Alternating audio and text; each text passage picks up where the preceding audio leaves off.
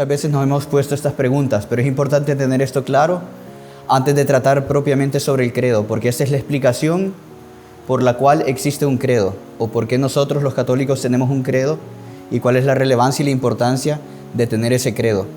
Entonces muchas veces nos preguntamos, o las personas se han preguntado, la mayoría de las personas que piensa o que llega a la madurez intelectual se pregunta, ¿cuál es mi misión? ¿Por qué estoy en esta tierra? ¿Cuál es el fin del hombre en esta tierra? ¿Será que es un mero accidente biológico, como dice ahí? ¿De dónde vengo? Obviamente nosotros, desde pequeños, desde el catecismo nos han enseñado la religión. Nos han enseñado, hemos tenido la dicha de crecer y de haber recibido la formación católica desde pequeños. Pero lo que normalmente el hombre se pregunta son cosas así. ¿Cuál es el origen del hombre? Porque nosotros tenemos una sed de infinito. El hombre busca lo infinito y esa sed solo puede ser saciada por un ser infinito también. Entonces siempre van a existir ese tipo de preguntas. Y lamentablemente muchas de estas preguntas, algunas personas no encuentran respuesta. Y cuando dicen, ¿quién nos ha creado? Algunos responden, no, evolucionamos del mono. Otros podrán responder por generación espontánea. O tantas cosas que hemos visto a lo largo de la historia que al final de tantas tesis y de tantas hipótesis, el hombre siempre llega a la conclusión de que quien nos ha creado es Dios. Y ahí viene esa pregunta, ¿quién es Dios? ¿Quién es Dios? ¿Quién puede decirme aquí quién es Dios? Es una pregunta casi que podríamos decir sin respuesta. Incluso contaban que un catequista, una vez, un niño le hizo esa pregunta. Al catequista le preguntó, ¿quién es Dios? Y el catequista se quedó así pensando y ahí le explicó, no, Dios es un ser eterno que nos ha creado y todo. Pero ¿y quién creó a Dios? Y ahí el catequista como que entró en su mente en conflicto. ¿Quién creó a Dios? ¿Dónde tiene su origen el propio Dios? Y ahí como que estaba perdiendo la fe. Pero es muy fácil la respuesta. Dios no lo creó nadie. No vamos a entrar ahorita por esa segunda pregunta de que quién es Dios. Lo vamos a ver más adelante cuando veamos el primer artículo del credo, que es: creo en Dios Padre Todopoderoso, Creador del cielo y de la tierra. Vamos a empezar con otra pregunta. ¿Para qué nos hizo Dios? ¿Cuál es la finalidad por la cual Dios nos creó? Y si hacemos esa pregunta, podríamos ver la respuesta como al ver una moneda. Cuando agarramos una moneda vemos que tiene dos caras, cara o corona. Digamos que si la respuesta la tendría que dar Dios, la respuesta sería, ¿para qué nos hizo Dios? ¿Cuál fue la finalidad de Dios al crear al hombre? Y la respuesta sería por pura bondad, porque en sí Dios no tiene necesidad de nosotros para Él ser feliz, sino es una solamente, es para manifestar la bondad que Dios tiene al querer compartir todos sus dones con los hombres. Entonces esa sería una respuesta. Dios nos creó por puro y infinito amor de Él, por pura bondad. Y ahora si nos tocara a nosotros responder, ¿para qué nos creó Dios? Responderíamos, para conocerlo, amarlo, servirlo y gozar de Él en la vida futura, en la vida eterna. Entonces, Dios nos creó para la vida eterna, para tener una vida eterna feliz. Esa sería la respuesta a esa pregunta. Y ahí en esa respuesta hay un punto clave, que es el punto del amor.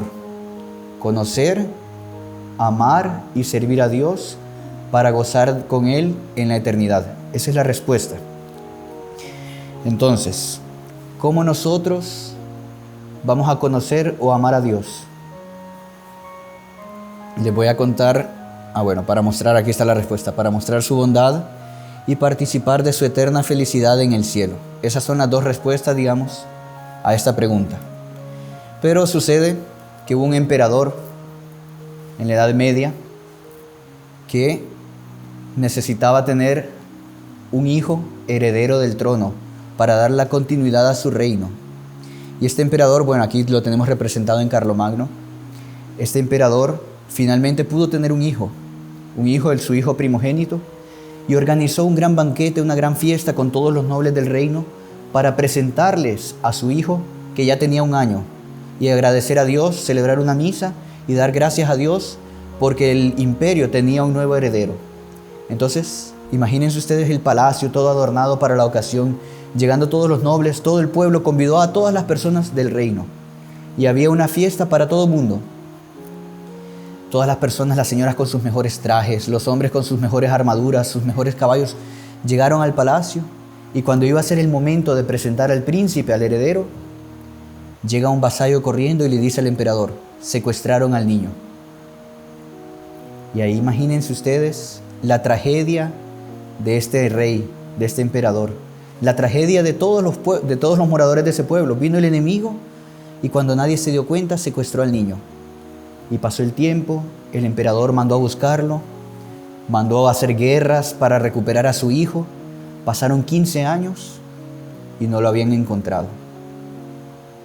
Y ese joven, en un calabozo donde estaban los enemigos del emperador, lo secuestraron cuando él tenía 1 año.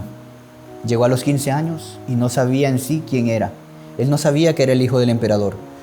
Escuchaba hablar que los enemigos de los que lo habían secuestrado querían rescatarlo, pero él no sabía que él era el hijo del emperador. Pasaron otros 15 años y ese muchacho tenía 30 años y había vivido toda su vida en un calabozo. En cierto momento, el emperador, durante todos esos 30 años, no desistió. Estuvo tratando de conseguir encontrar a su hijo, hasta que consiguió mandar un mensajero que se infiltró donde el enemigo y le mandó una carta y le dice: hijo, te llamo de hijo porque tú realmente eres mi hijo. Cuando tenías 1 año te secuestraron y desde entonces he estado tratando de recuperarte. Tú eres el hijo del emperador, tú eres el heredero del trono. Y ahí el hijo, ¿cómo se va a sentir? Feliz, contento de saber que alguien se preocupa por él, que él pensaba que estaba en ese calabozo, abandonado por 30 años, sin que nadie se preocupara por él. Pero de repente se da cuenta que toda la corte lo está buscando y lo necesita y lo quieren recuperar. ¿Qué pasaría si de repente el emperador, después de luchar varias batallas, conseguiría recuperar a su hijo? ¿Cuál sería la felicidad y el amor que tendría por esa persona y el amor del hijo para con ese emperador? Sería una cosa, imagínense ustedes el momento en que se encuentran los dos y se dan un fuerte abrazo. ¿Cómo no sentiría ese corazón de padre la alegría de haber encontrado después de tantos años a ese hijo? ¿Y cómo no se sentiría ese hijo? ¿Qué quería hacer ese hijo entonces? Conocer cada vez más a ese padre tan bondadoso. Y eso es lo que va a ser el cielo. El cielo va a ser en base al amor. Y va a ser como que ese abrazo que se da padre e hijo, solo que por toda la eternidad. Obviamente cualquier figura que contemos nosotros va a quedar opacada por lo que es la realidad del cielo. Pero el cielo se basa en el amor. Y el hijo, si no sintiera ese amor de padre, para él, el emperador, le hablaran y no significaría absolutamente nada. No tendría ni deseo de interesarse por quién es el emperador, ni conocer la vida del emperador. Pero ¿qué es lo que lo mueve a él a conocer al emperador? El amor que él tiene, porque sabe que es su padre y porque sabe que esa persona también lo ama. Entonces eso es lo importante de gozar la vida eterna. Va a estar basada en el amor. Y eso tiene que quedar muy claro para nosotros, que la base del cielo está en el amor, porque el amor es lo que nos mueve a querer conocer a otra persona. Nadie quiere conocer lo que no ama. Entonces, vemos que es importante amar, conocer, pero nos queda un punto todavía: servir a Dios. En esta tierra no basta solo con amar y conocer a Dios, hay que servirlo, porque el amor se muestra ¿cómo? A través de las obras. Es a través de las obras que nosotros mostramos nuestro amor por alguien, y no a través de los sentimientos, como uno podría pensar: ay, pero yo no siento que ame así tanto a Dios, mi corazón no da saltos de gozo por Dios, no entro en éxtasis, así como dicen que entraban varios santos, que entraban en éxtasis al pensar en Dios. A mí me hablan de Dios, pero mi corazón como que no se exalta delante de eso. Pero el amor, tenemos que tener claro, no se muestra por los sentimientos, sino se muestra por la voluntad, por las cosas que yo hago por Dios. Si yo llevo una vida conforme a la voluntad de Dios, ahí es que yo realmente estoy mostrando mi amor a Dios, en el servicio que yo hago por Él. Es como dos personas que se aman. Si de repente una persona que ama a otra hace lo que le desagrada y empieza a tomar actitudes contrarias a lo que la otra persona le gusta, esa persona en el fondo no lo ama al otro. Entonces es importante tener eso. Entonces la clave está en amar. Bueno, muy bien, hay que amar, ¿verdad? Pero ¿quién nos va a enseñar a amar? ¿Cómo vamos a aprender a amar nosotros? Porque si nosotros ponemos el caso, digamos que en una empresa, pasando a otro caso, en una empresa llega el dueño de la empresa y consigue una máquina súper cara, súper importante, y llama a un técnico y le dice, mire, a partir de ahora, usted va a ser el que va a manipular esta máquina aquí en toda la empresa. Y usted tiene que aprender a manipularla, porque de cómo usted maneje esta máquina va a depender el éxito de nuestra empresa. Si usted la maneja bien, yo a final de año le voy a dar una remuneración de $1.000.000. Pero si la maneja mal, usted queda despedido y se va a la calle. Y le dice, aquí está este panfleto donde están las indicaciones de cómo se maneja la máquina. Y la persona se queda pensando y podría decirle, estaría en todo su derecho de decirle al dueño de la fábrica, un momento, pero no puede llamar a alguien que fabricó la máquina que nos explique un poco, porque cualquiera puede entender muy mal un folleto. Entender mal un libro es lo más fácil que existe. Si no tenemos a alguien que nos esté guiando, nos podemos desviar muy fácil. Y si mi trabajo depende de cómo manipulo esta máquina, por favor mande a alguien al que construyó esta máquina que me explique. Entonces eso podríamos decir que hizo Dios al mandar a nuestro Señor Jesucristo a la tierra. Porque la salvación nuestra depende del amor. ¿Quién nos va a enseñar a amar? Como nosotros, algo tan importante, vean ustedes, algo tan importante como nuestra salvación depende de cómo nosotros amemos.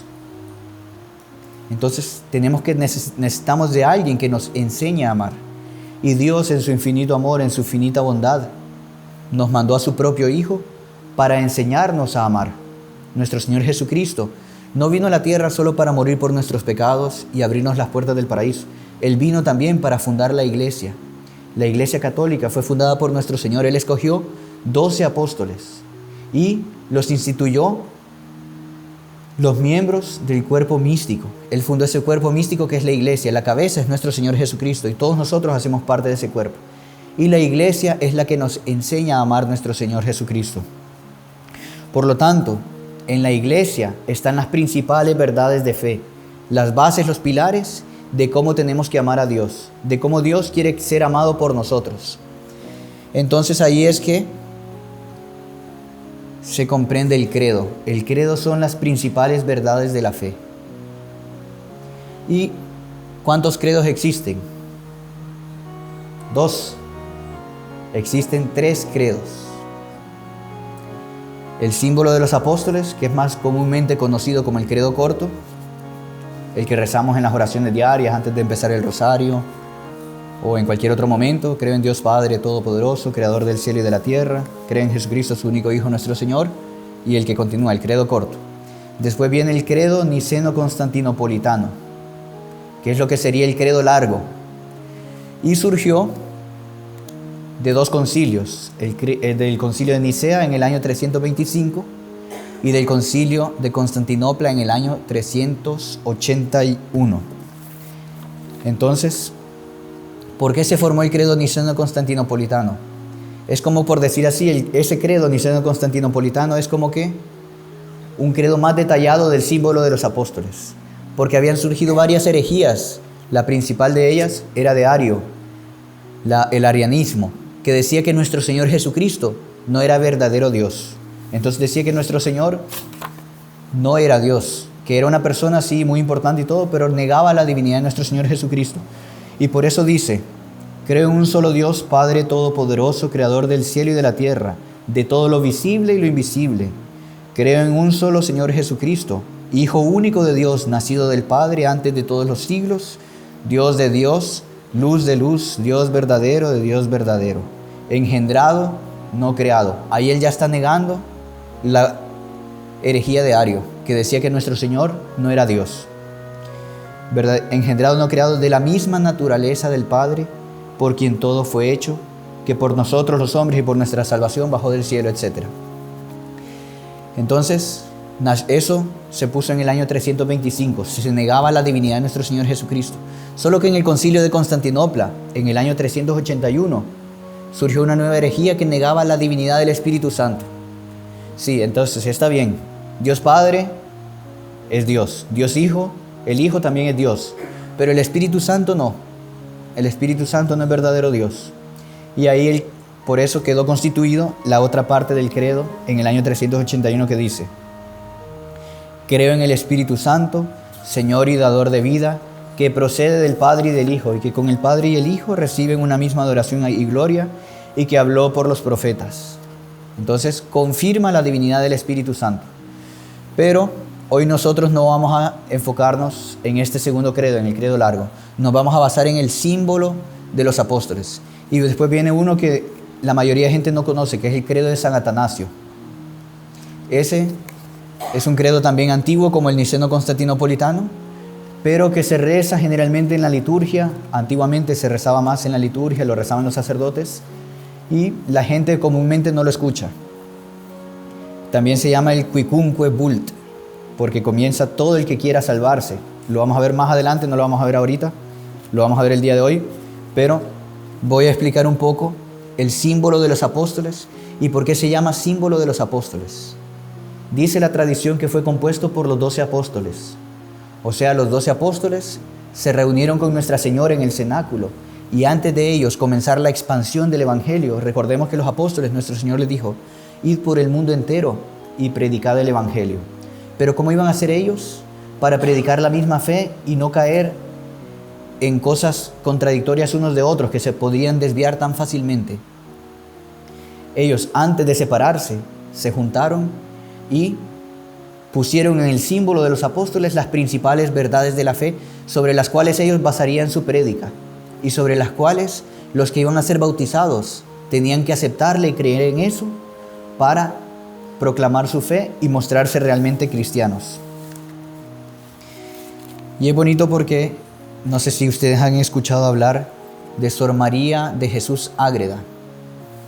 Es una vidente española que la Santísima Virgen se le aparecía y le fue mostrando cómo era la vida de la Virgen. Y ella escribió un libro que se llama Mística Ciudad de Dios. Obviamente todas las revelaciones privadas no es obligatorio creerlo, pero yo conseguí aquí un trecho de ese libro donde ella cuenta cómo fue la institución del símbolo de los apóstoles. Cómo ella tuvo en visión y vio a la Santísima Virgen reunida con los apóstoles, y cómo fue que cada uno fue diciendo una parte de los 12 artículos del credo, porque el credo consta de 12 artículos. Cada apóstol dijo un artículo del credo.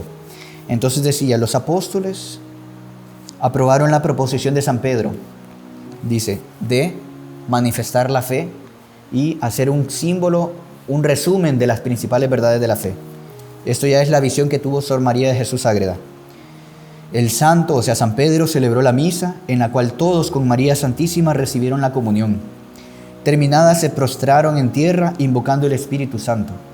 Y habiendo orado algún tiempo, se escuchó un trueno, como cuando el Espíritu Santo se apareció en Pentecostés.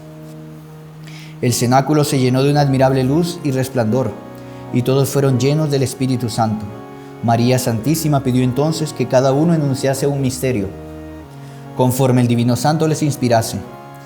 Comenzando por San Pedro, todos continuaron en el siguiente orden. San Pedro: creo en Dios Padre Todopoderoso, Creador del cielo y de la tierra. San Andrés: y en Jesucristo, su único Hijo, nuestro Señor. Entonces imagínense ustedes los apóstoles reunidos alrededor de la Santísima Virgen, y cada uno va dando un misterio de la fe. Santiago el Mayor, que fue concebido por obra del Espíritu Santo y nació de María Virgen. San Juan: padeció bajo el poder de Poncio Pilato, fue crucificado, muerto y sepultado. Bonito que San Juan haya dicho esta parte, porque fue él el testigo de la pasión de nuestro Señor Jesucristo. Él es el que estuvo al pie de la cruz y vio todo eso. Santo Tomás: y bajó a los infiernos y resucitó al tercer día. Santiago el Menor: subió a los cielos y está sentado a la derecha de Dios Padre Todopoderoso. San Felipe: de donde ha de venir a juzgar a vivos y muertos. San Bartolomeo: creo en el Espíritu Santo. San Mateo: y en la Iglesia Católica y en la comunión de los santos. San Simón: en la remisión de los pecados. San Judas Tadeo en la resurrección de la carne. Y San Matías, ¿se recuerdan que como Judas Iscariote vendió a nuestro Señor y se suicidó? Los apóstoles después de Pentecostés escogieron un sustituto, porque tenían que ser 12 los pilares de la iglesia. Y echaron a suerte y cayó la suerte sobre San Matías. Entonces San Matías hacía ya parte número de los 12 apóstoles. Y dice, y en la vida eterna, amén. Este símbolo que vulgarmente denominamos credo fue compuesto por los apóstoles después del martirio de San Esteban y antes de completarse un año de la muerte de nuestro Salvador. O sea, conocemos por una revelación privada, obviamente, sabemos que esto no es obligatorio creerlo, ¿verdad? Pero la tradición ya nos decía esto y una vidente, la Santísima Virgen, le muestra esto. ¿Cómo no lo vamos a creer? Entonces, bonito saber cómo los apóstoles, antes de dispersarse, dijeron, esta va a ser la fe, las principales verdades de fe. Obviamente, no es toda la fe la que está contenida en el credo, en el símbolo de los apóstoles. Es un resumen, pero están las principales verdades de fe. Y es la fe que ha venido subsistiendo y se ha venido manteniendo a lo largo de 2000 años de historia que tiene la Iglesia. Es donde está sustentado lo que todos los católicos creen y han creído a lo largo de 2000 años. ¡Qué bonito! Decíamos el señor Juan, nuestro fundador, que cuando él era joven y él le tocó hacer el servicio militar, decía que para entrenar a los soldados, la transmisión de mensajes, los ponían alrededor del cuartel y daban un mensaje cualquiera. Y todos alrededor tenían que ir transmitiendo de uno a otro ese mensaje. Dice que cuando llegaba al final, todo el mundo se moría de la risa porque no tenía nada que ver con el mensaje que había sido dado. Yo creo que muchas personas ya han hecho eso. Aquí en El Salvador le dicen teléfono descompuesto. Entonces da un mensaje y se lo van pasando al otro, y cuando llega al tercero, al quinto o al último, nada que ver. Dice, esta es una prueba de que la Iglesia Católica es la verdadera, porque no es posible que un mensaje haya pasado por todo lo que ha pasado la Iglesia, persecuciones, catacumbas, la Edad Media, bárbaros, invasiones, tantas cosas, y el mensaje haya llegado después de 2000 años íntegro. Esta es una de las pruebas de que la Iglesia es asistida por el Espíritu Santo y de que el Papa, cuando habla en materia de fe y de moral, es infalible. Porque no es posible que un mensaje haya pasado por todo lo que pasó y la fe se haya mantenido íntegra. Por más que hayan personas que intentaron distorsionar esa fe, la fe se mantuvo una. Entonces, bonito porque la Santísima Virgen estaba en el centro de cuando colocaron los pilares de la fe. En el momento en que los apóstoles terminaron de pronunciar el símbolo de la fe, o sea, el símbolo de los apóstoles, el Espíritu Santo aprobó con estas palabras que todos escucharon. Determinaste bien. Se escuchó esa voz. Determinaste bien lo que acabáis de decir. Para mayor confirmación y ejemplo a los fieles, la prudente maestra se arrodilló a los pies de San Pedro y profesó su santa fe católica, como estaba expresa en el símbolo que acababan de pronunciar. O sea, la Santísima Virgen se arrodilló delante de San Pedro, que era el Papa, era el vicario de Cristo, y dijo estas palabras. Hizo esto para sí y por todos los hijos de la Iglesia, dirigiéndole a San Pedro estas palabras: Señor mío, a quien reconozco por vicario de mi Hijo Santísimo, en vuestras manos y en mi nombre y en el de todos los fieles de la Iglesia, confeso y profeso todo lo que determinasteis, por verdades divinas e infalibles de la fe católica. En ellas bendigo y alabo al Altísimo, de quien proceden. Besó las manos del vicario de Cristo y de los apóstoles, siendo la primera a profesar la santa fe de la Iglesia, después de que sus artículos fueron definidos. Entonces, cuando nosotros rezamos, creo en Dios Padre Todopoderoso, Creador del cielo y de la tierra, tenemos que saber que la primera en profesar ese credo fue la Santísima Virgen. Qué bonito saber que nosotros rezando eso nos unimos a toda la Iglesia y a todo lo que la Iglesia ha enseñado y a las verdades de fe que fueron definidas por los apóstoles y por el Espíritu Santo. Algunas cosas prácticas que tenemos que saber al respecto del credo. Símbolo de los apóstoles significa resumen, o sea, que quiere decir que no están contenidas todas las verdades, o sea, solamente un resumen.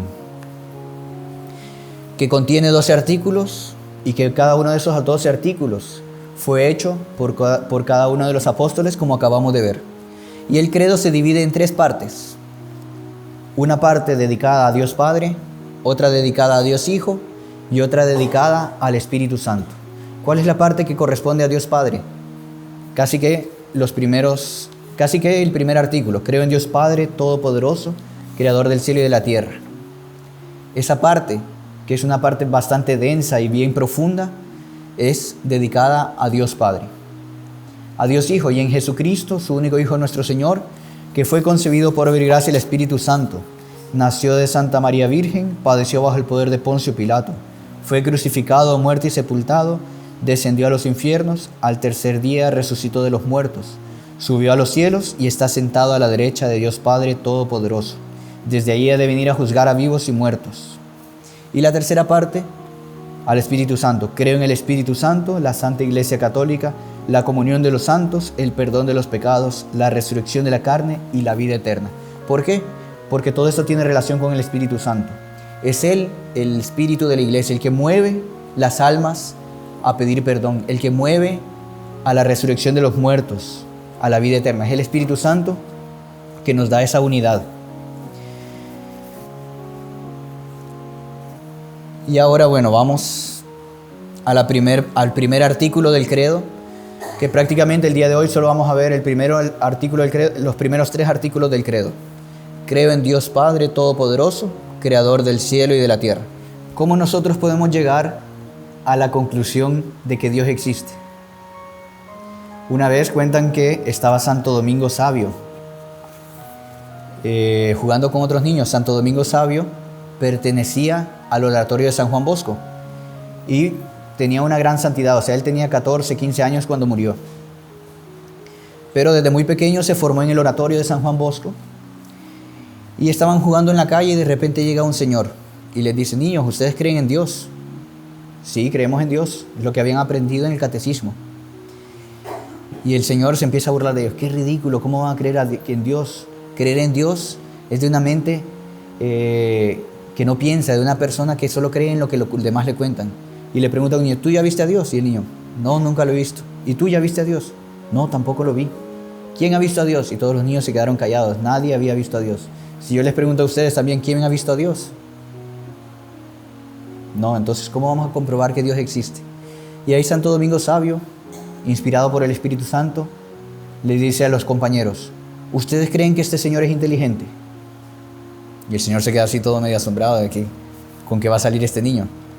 Y ahí los niños no respondían.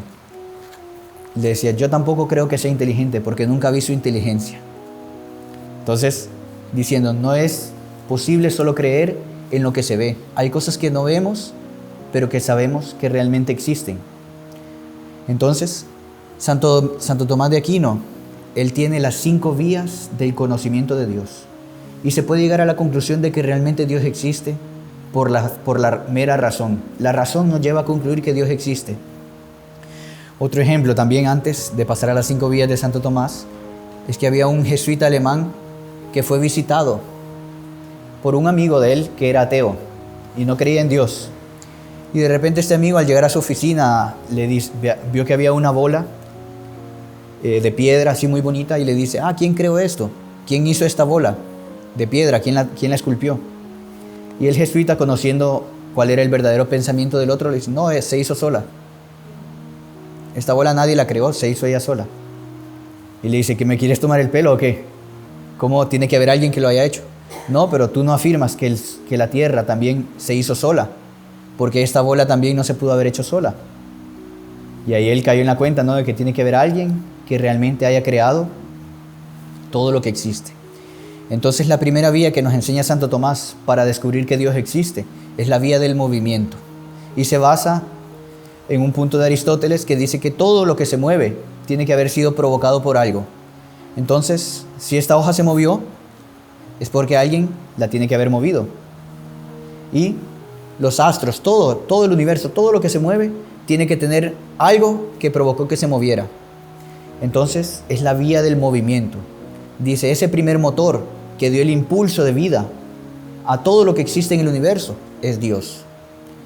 La segunda es la de las causas eficientes. O sea, todo tiene que tener algo que lo cause. ¿Por qué? Porque la nada no puede crear absolutamente nada. Tiene que tener una primera materia que es la que da origen a las demás cosas. Y esa causa eficiente es la que él llama de Dios. La tercera es el ser necesario o contingencia. La típica pregunta, ¿qué fue primero, el huevo o la gallina?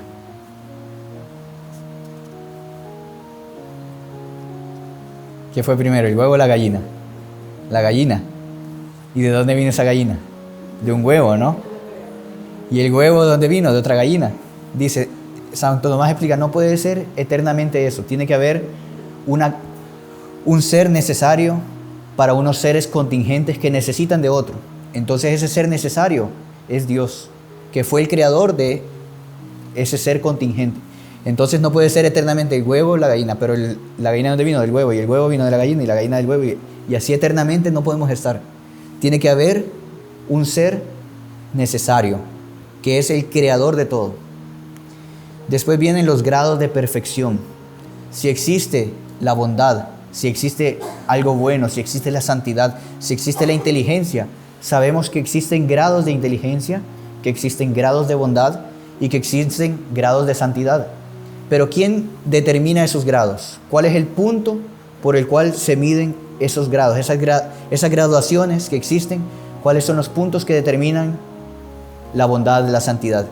Tiene que haber algo que sea la esencia de eso, que determine lo que es bueno de lo que es malo. Entonces Dios es el grado sumo y perfecto de todas las cosas. Dios no es que sea santo, Dios no es santo, Dios no es perfecto, Dios no es bueno, Dios no es inteligente, podríamos decir, Dios no es sabio. Si dijéramos que Dios es bueno, que Dios es santo, que Dios es inteligente, estaríamos diciendo una herejía. Dios es la santidad, Dios es la sabiduría, Dios es la misericordia, Dios es la bondad, Él es la esencia de todo, y en base a Él se miden los grados de perfección que el hombre puede alcanzar. Y el quinto es el orden y la finalidad del universo. Si el universo tiene un orden, las estrellas, el cielo, que hace que el cielo nazca y se oculte siempre en el mismo lugar, que los planetas no choquen entre sí, todo ese orden tiene que haber sido puesto por una inteligencia superior que, así como que yo cogiera un reloj y cogiera varias piezas, las piezas, las agujas, la batería, todo, y lo tiro al azar, ¿será que va a salir un reloj? Tiene que haber una mente que ideó el reloj y lo puso todo a funcionar como un engranaje que hace que funcione perfectamente. Dios fue el que colocó el universo, y no es que lanzó todo y salió, por acaso salió el universo y ahora todo funciona a la perfección. Tiene que haber habido una mente superior que puso todo eso a funcionar.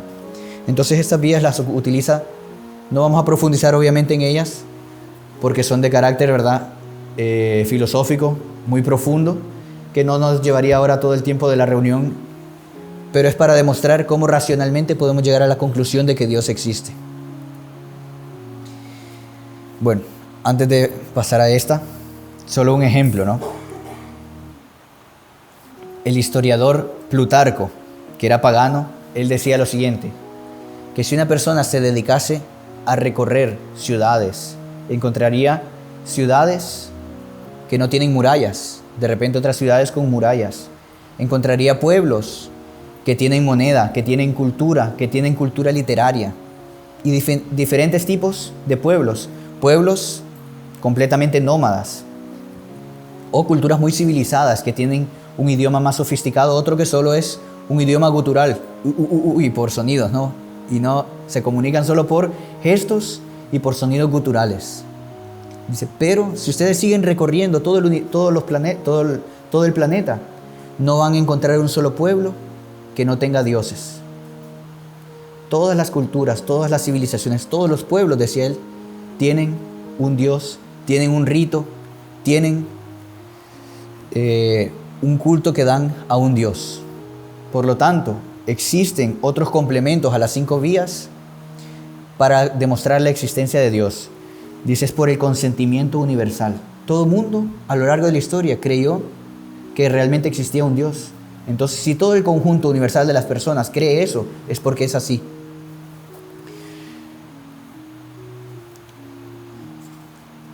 Ahora, bueno, también otro complemento es porque existe la ley moral. Esa ley que todos los hombres tenemos, que nos hace saber y discernir lo que es bueno de lo que es malo. A un niño nadie necesita explicarle lo que es bueno y lo que es malo. Él interiormente ya tiene esa ley moral dentro de su alma, que es puesta obviamente por Dios. Y ahora, al preguntarnos, ¿quién es Dios? Volviendo a la pregunta que habíamos dejado pendiente.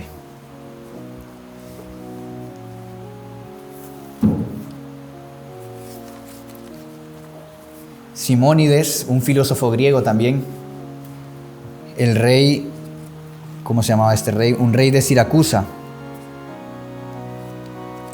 Se llamaba Helioto, creo. Helioto o Herioto. Lo llamó y este Simónides ya tenía 80 años, entonces era considerado un gran sabio por toda Grecia. Y este rey lo llamó y le preguntó, ¿quién es Dios?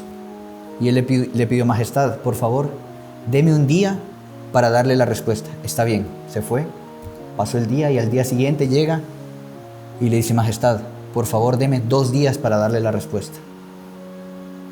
Ahí él a los 2 días regresó y le dijo, Señor, por favor, deme 4 días. Ahí volvió a los 4 días, deme 8 días, deme 16 días, deme 32 días. Y ahí le dice, cuanto más pienso y reflexiono, más incapaz me veo de darle una respuesta. Porque ¿quién podríamos decir que nosotros que es Dios? Decimos, ¿quién es Dios? Sabemos que es el ser esencial, necesario, anterior a toda criatura, que existe por sí mismo y que no depende de nadie. Es un ser eterno e inmutable, pero al mismo tiempo activo y permanente. Fuente de toda la vida, sin principio ni fin, sin el cual nada puede existir ni subsistir, etcétera, etcétera, etcétera. ¿Cuál es la definición que Dios dio de Él mismo? Cuando se le apareció a Moisés, yo soy el que soy. Éxodo 3, 14. ¿Qué le dirás a los hijos de Israel cuando os pregunte quién os ha mandado para sacarlos de Egipto? Yo soy, me ha mandado. Yo soy. O sea, la esencia, el ser por excelencia, ese es Dios. Pero para la mente humana no llegamos realmente a discernir quién es Dios. Y San Agustín le pasó como a Simónides, se preguntaba cada vez más quién era Dios y quería comprender a Dios. Y él todavía, para Simónides, no había sido revelado el misterio de la Santísima Trinidad, que son 3 personas y un solo Dios. San Agustín ya conocía el misterio de la Santísima Trinidad y se preguntaba y quería comprender y pasaba días reflexionando quién era Dios y no conseguía abarcarlo. Y él, que tenía una mente tan brillante, quería abarcar y conocer a Dios. Y un día, caminando por la playa, pensando en el misterio de la Santísima Trinidad, vio que un niño había hecho un hoyo en la arena. Y el niño iba con una conchita, agarraba agua del mar y la echaba en la arena. Y así pasó casi 1 hora, 2 horas, el niño llevando agua y la echaba en el hoyito que había hecho. Solo que la arena absorbía el agua. Ya tenía un pequeño charquito que había conseguido hacer. Y de repente San Agustín pensando eso y viendo al niño, hasta que de repente este niño, ¿qué está haciendo? ¿No? Se acercó y le dice, niño, ¿qué haces? Le dice, muy fácil, yo quiero meter todo el agua del mar en este hoyito. Y ahí San Agustín no aguantó y le dice, no ves, niño, que eso es imposible. Y el niño le responde, es más fácil meter el agua del mar en este hoyito que meter a Dios, que es infinitamente más grande que el mar, en tu cabeza. Y ahí se desapareció porque era un ángel.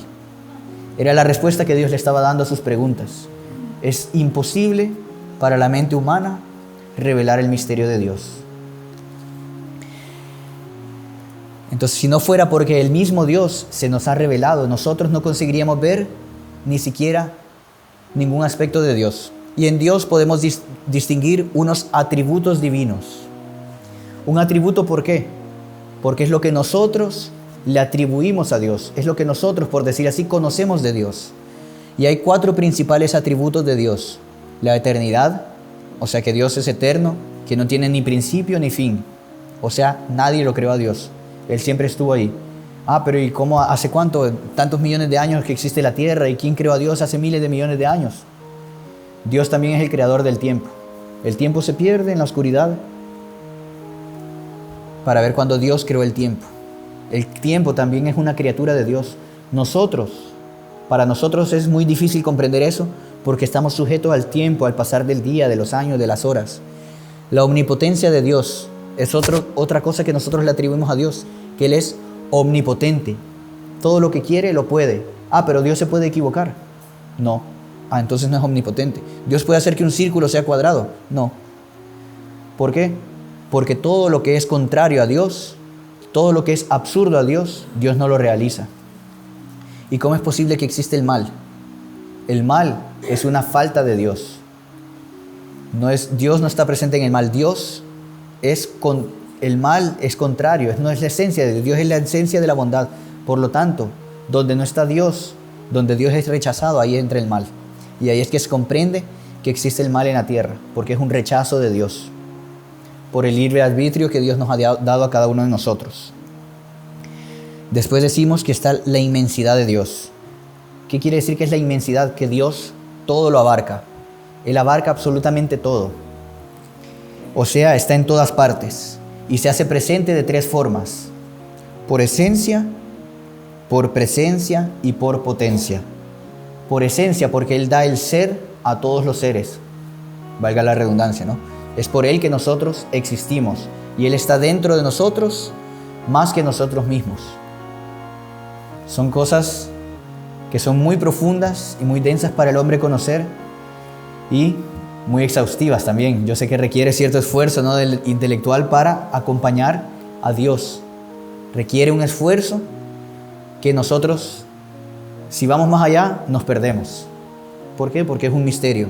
Son cosas que nuestra mente no abarca y nos va a pasar como a San Agustín si continuamos, ¿verdad? Nuestra mente se va a quedar cada vez más perdida queriendo comprender a Dios y no lo vamos a conseguir. O sea, Dios está dentro de nosotros mismos más que nosotros mismos. Por presencia, podríamos decir, ¿Dios está en esta sala?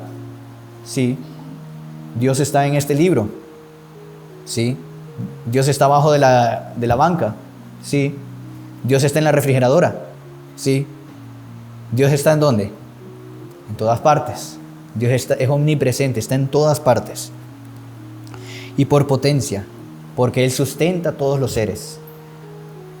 Decía uno de los profesores de Salamanca, el padre Antonio Rollo Marín, que si Dios de repente, como que Él dormitase y cabecease, ¿qué pasaría si Dios de repente le agarra un sueño y se da un cabezazo, así se queda dormido? Todo, absolutamente todo, desaparece, porque Él es el que sustenta por su poder todas las cosas. Todo, absolutamente todo desaparecería. De repente uno de nosotros que está aquí sentado, Dios deja de pensar en Él y esa persona desaparece. Y desaparece de nuestra memoria y desaparece de todo. Capaz ya pasó y nos dimos cuenta que ya habían 3 personas quizás y de repente Dios dejó de pensar en Él. No, obviamente Dios no va a hacer algo que es contrario a su plan. Cuando Dios crea algo, no lo destruye. Pero podría ser. Dios es el que sustenta todo. Y decía el doctor Plinio Correo de Olivera, es verdad, si Dios dejara de pensar en algo, desaparecería. Pero Él, cuando volviese a despertarse, restituiría todo en el punto en que lo había dejado. Entonces capaz que Dios ya se durmió y ya no volvió a restituir, ¿verdad? Entonces por su poder, eso no vamos a tener cómo saberlo. Y la providencia de Dios. La providencia que es, que nos protege y nos cuida, que Él es un Padre para nosotros. ¿Cuántas veces nosotros nos rezamos a la divina providencia, que nos provee y se preocupa por cada uno de nosotros y vela con cuidado y con cariño por cada uno de sus hijos? Y nos encamina hacia el fin. ¿Cuál es el fin del hombre? Dijimos, ¿cuál es la finalidad del hombre? Si la vemos del lado de Dios, nos creó para un fin por bondad, pero nosotros para participar de su felicidad eterna. Él nos dirige y guía nuestras almas para esa felicidad. Y Él es el que vela por nosotros, nos da los sacramentos, nos mandó a nuestro Señor Jesucristo, nos pone a cada uno un ángel de la guarda, nos está hablando constantemente en nuestro corazón. Entonces, por eso Dios creó el símbolo de los apóstoles, porque quiere mostrarnos las verdades de fe, quiere enseñarnos, quiere que nosotros conozcamos cada vez más de Él. ¿Para qué? Para que lo amemos más.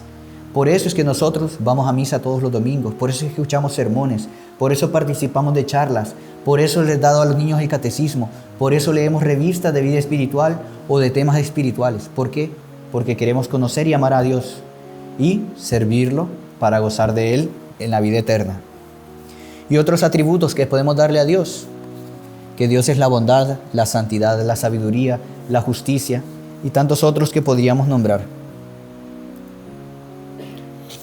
Otros aspectos de Dios. Yo sé que esta es una de las reuniones que a veces cuesta un poco por la densidad del tema, pero la Trinidad.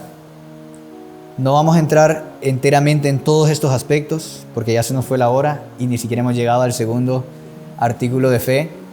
Y lo importante es que nosotros nos quede claro esos puntos del amor, del conocer a Dios y de servirlo. Y cómo Dios nos deja a nosotros un símbolo para que nosotros renovemos nuestra fe, profundicemos sobre la religión católica.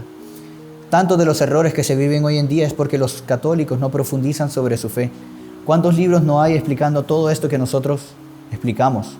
Este libro muy bueno que lo pueden conseguir en las librerías se llama La religión demostrada.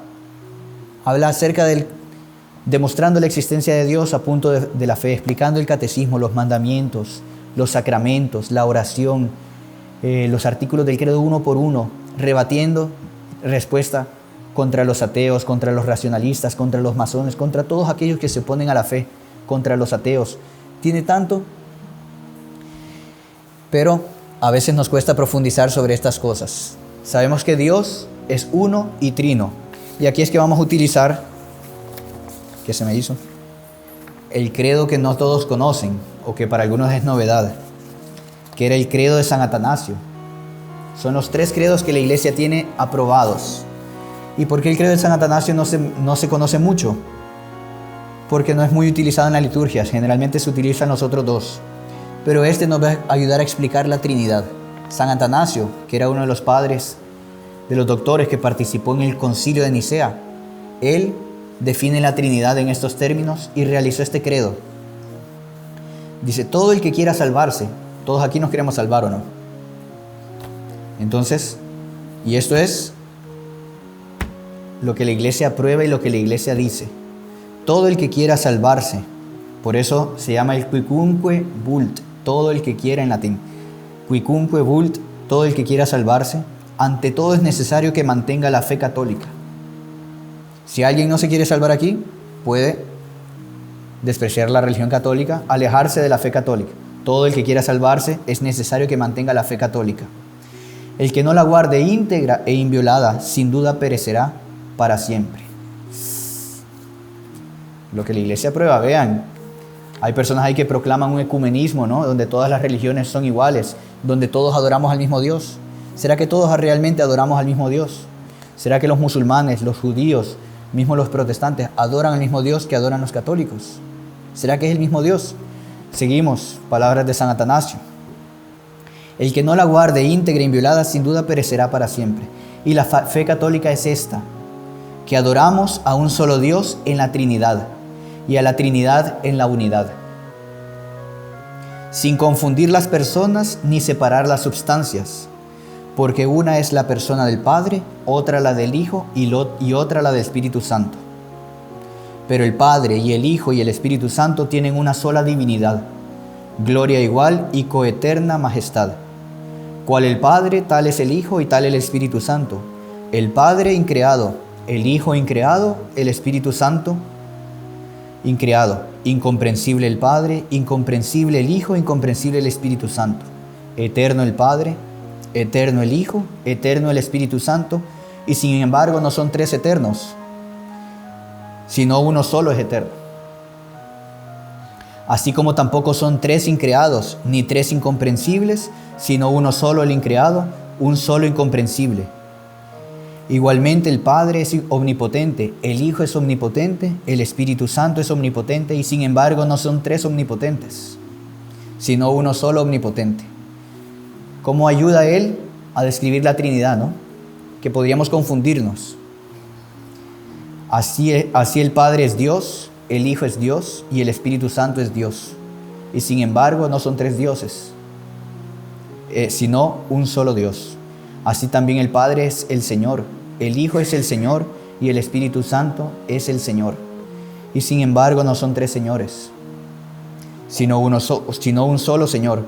Pues así como la cristiana verdad nos compele a reconocer que cada persona por sí misma es Dios y Señor, asimismo la religión católica nos prohíbe decir que hay 3 dioses y 3 señores. El Padre no fue hecho por nadie, ni creado, ni engendrado. El Hijo es solo del Padre, no hecho ni creado, sino engendrado. El Espíritu Santo es del Padre y del Hijo, no fue hecho ni creado, sino que procede de ellos. Por lo tanto, hay un solo Padre, no tres padres, un Hijo, no tres hijos, un Espíritu Santo, no tres Espíritus Santos. Y en esta Trinidad ninguno va antes o después del otro. ¿Quién es más importante de los tres? El Padre, ¿no? Que creó todo. Y en esta Trinidad ninguno va antes o después del otro.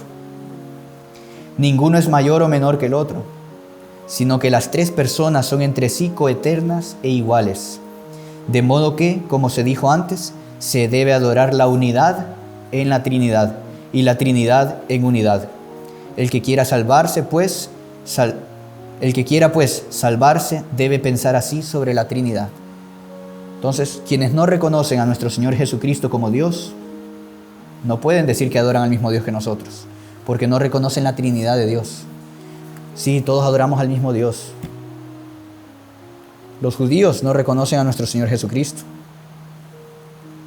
Los protestantes, lamentablemente, tienen otra visión totalmente diferente de la Trinidad. Los musulmanes nos tachan a los católicos de que somos politeístas, que adoramos a tres dioses. Entonces, ustedes ven cómo ese falso ecumenismo que van creando en las religiones es algo completamente contrario a la fe católica, a lo que la Iglesia cree. Este es un credo aprobado por la Iglesia. Son las palabras de la Iglesia para sus hijos. El que quiera pues salvarse debe pensar así sobre la Trinidad. Además, para la salvación eterna es necesario que también crea fielmente en la encarnación de nuestro Señor Jesucristo, pues la fe recta es que creamos y confesemos que nuestro Señor Jesucristo es el Hijo de Dios, es Dios y hombre, es Dios engendrado de la sustancia del Padre antes de los siglos, y es hombre de la sustancia de su madre, nacido en el mundo, perfecto Dios y perfecto hombre, subsistente de alma racional y de carne humana, igual al Padre en cuanto a su divinidad y menor que el Padre en cuanto a su humanidad, porque en Dios existe la naturaleza humana y la divina, pero una sola persona que es divina. Y uno no por la conversión de la divinidad en carne, sino por la asunción de la humanidad de Dios. Uno absolutamente, no por confusión de la sustancia, sino por la unidad de la persona, pues según el alma racional y la carne son un hombre, y así Dios y hombre es un solo Cristo, el cual sufrió por nuestra salvación, descendió a los infiernos, y ahí él continúa con el credo como nosotros conocemos. Está sentado a la derecha el Padre, Dios Todopoderoso, desde donde vendrá a juzgar a los vivos y a los muertos. A su venida todos los hombres han de resucitar con sus cuerpos y darán cuenta de sus propios actos. Y los que obraron bien irán a la vida eterna, y los que obraron mal al fuego eterno. Esta es la fe católica, y el que no la creyere fiel y firmemente no podrá salvarse. Qué bonito saber esto, ¿no? Que muchas veces no conocemos. Y si alguien nos pregunta o nos quiere poner en duda nuestra fe, saber que este credo es bien explícito, y quizás muchas veces por eso se le pone de lado, porque entra en choque con los que no quieren aceptar estas verdades. Entonces hay que tener mucho cuidado con eso. Ahí ya explicamos lo que es la Trinidad. La creación, todos sabemos en cuántos días Dios creó el cielo y la tierra. Hemos leído cuántas veces el relato de la creación. Dios creó los ángeles, creó a los hombres, les puso una prueba y un castigo. Pero para eso nos envió a nuestro Señor Jesucristo. Aquí leímos en el credo de San Atanasio muchos puntos sobre la naturaleza de nuestro Señor. Y nuestro Señor Jesucristo, Él al expulsar a Adán y Eva del paraíso, les hizo una promesa. La promesa de un Salvador, de un Redentor, de nuestro Señor Jesucristo. ¿Y qué es nuestro Señor Jesucristo? Sabemos que Jesús quiere decir Salvador, Cristo ungido. Y nuestro Señor es nuestro soberano. Por lo tanto, es el que nos va a salvar del pecado, el que nos salva del dominio del demonio. Él asume, sin dejar de ser Dios, nuestra naturaleza y se hace hombre para rescatarnos del pecado, porque un pecado cometido contra Dios solo podía ser perdonado por Dios. Entonces, ¿cómo iba a ser Dios para perdonar el pecado? Y es muy interesante esto del pecado original, a veces para comprenderlo. ¿Qué hubiera pasado si Adán en el paraíso terrenal se hubiera suicidado? ¿Ya se han puesto a pensar? A veces no pensamos eso, ¿no? ¿Qué hubiera pasado si Adán se hubiera suicidado? ¿Será que alguien de nosotros estaría aquí? No, pero es lo que él hizo. Porque en el hombre distinguimos la vida natural y la vida sobrenatural. Y en el paraíso el hombre tenía dones sobrenaturales, dones preternaturales y dones naturales. Entonces, el don natural, ¿cuál es? El de poder dar la vida. Si él se hubiera suicidado, hubiera perdido el don natural de dar la continuidad a la vida, ¿no? Y ninguno de nosotros estuviera aquí. Pero él, por decir así, suicidó al cometer el pecado original. Suicidó los dones preternaturales y sobrenaturales. Entonces, todos nosotros heredamos por ese pecado de suicidio que él cometió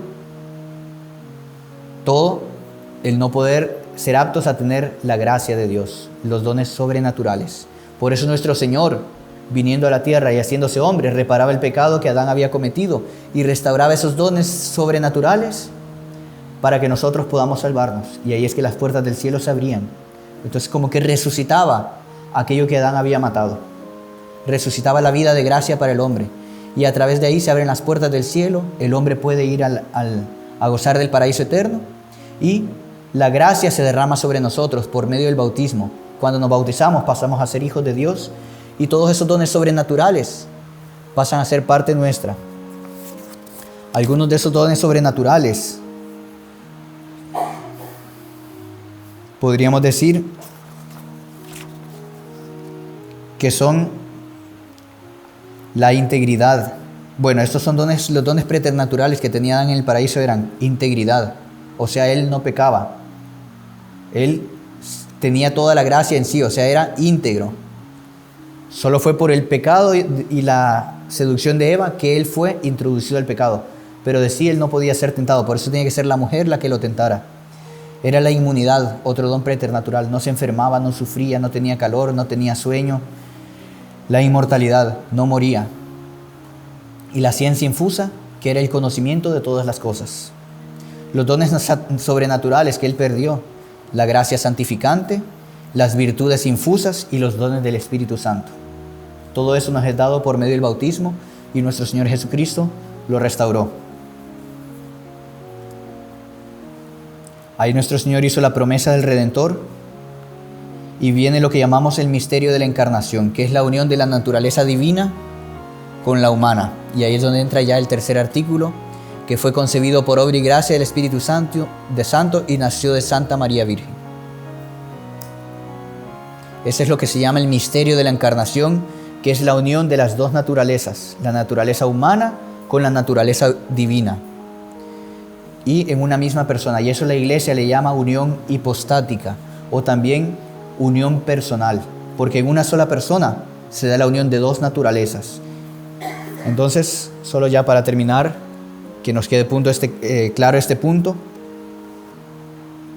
dice: hay por consiguiente en Jesucristo dos naturalezas, la naturaleza divina y la naturaleza humana, dos inteligencias, divina y una humana, dos voluntades, la voluntad divina y la voluntad humana, dos operaciones, la divina y la humana. Estas dos naturalezas perfectamente distintas están indisolublemente unidas y pertenecen a una sola y misma persona, la persona divina del Hijo de Dios. Por lo tanto, nuestro Señor tiene dos conocimientos. El conocimiento que Él tiene como Dios de todo lo que Él sabía que iba a pasar por la crucifixión. Él sabía que iba a padecer por nuestros pecados, que iba a ser flagelado. Él ya como Dios, por su naturaleza divina, Él ya conocía todo eso. Sabía que iba a nacer de la Virgen. Sabía cómo iba a ser su diálogo con San José. Tenía el conocimiento divino. Pero hasta que no nació y Él experimentó, por decir así, su conocimiento humano, Él no tenía ese conocimiento. Él tuvo que conocerlo. Pero como Dios ya lo conocía. Tiene dos conocimientos. El que tuvo en la tierra, así como nosotros conocemos las cosas, tocando la madera, sintiendo, Él ya sabía todo eso. Pero hasta que Él no lo palpó en la tierra es que tuvo ese conocimiento experimental, por decir así. Aunque Él ya lo conocía de toda la eternidad. Y eso es lo que se llama la unión hipostática. La unión de estas dos naturalezas en Jesucristo se llama hipostática o personal. Porque cuando Él dice yo, cuando Él dice yo Jesucristo, yo Jesús, Él habla como Dios, como Hijo de Dios. Por eso dice: Por eso cuando llegaron a hacerlo prisionero en el huerto de los olivos y le dicen, ¿a quién buscan? A Jesús el Nazareno. ¿Qué dijo él? ¿Qué dijo? Yo soy. ¿Cuál es el nombre de Dios? Yo soy el que soy. Entonces nuestro Señor, ¿quién dijo? Yo soy Dios. Él se mostró como Dios. Y dice, delante de Dios nadie puede tenerse en pie. ¿Qué pasó con los soldados y todos los que estaban ahí? Cayeron por tierra. Ahí se levantaron. ¿A quién buscáis? A Jesús el Nazareno. Yo soy. Y otra vez cayeron por tierra. Porque Él se estaba mostrando delante de Dios y como Dios. Y quería mostrar que a Él, en cuanto a Dios, nadie puede ponerle y echarle mano. Pero Él se entregaba en cuanto hombre. Él se entregaba voluntariamente para padecer por nuestros pecados. Entonces, en esto consiste el misterio de la encarnación. En que Dios, siendo Dios, se hizo hombre. Y siendo hombre, eleva toda la naturaleza a Dios. Y nos abre las puertas del paraíso. Y nos abre la gracia santificante. Y ahora nosotros podemos ir al cielo, participar de los dones del Espíritu Santo. Y la vida eterna está abierta para nosotros. Entonces, perdón por lo rápido ahí, es que es mucha materia y en poco tiempo. Vamos a terminar entonces con este misterio de la encarnación y de la salvación que nuestro Señor hizo por nosotros. Y ya en la próxima charla sobre el credo se toca lo que sería: padeció bajo el poder de Poncio Pilato, fue crucificado, muerto y sepultado. Entonces, un gusto ahí, disculpen lo corrido de la reunión. También el tema es un poco denso ahí para acompañarlo tan rápido, pero espero ahí que haya sido de utilidad para ustedes y que quede principalmente eso en nuestro conocimiento, que para conocer a nuestro Señor primero hay que amar, porque amando queremos conocer más y ahí viene el deseo de servirlo. ¿Y cómo lo servimos? Con nuestros actos, llevando una vida realmente conforme Dios quiere. Para eso están los mandamientos, cumpliendo sus mandamientos, siendo fiel a Él. Entonces vamos a pedir a la Santísima Virgen que nos ayude a ser fiel a Dios, así como ella siempre fue la que más amó a Dios, la que más lo conoció y la que más lo sirvió. Ave María Purísima.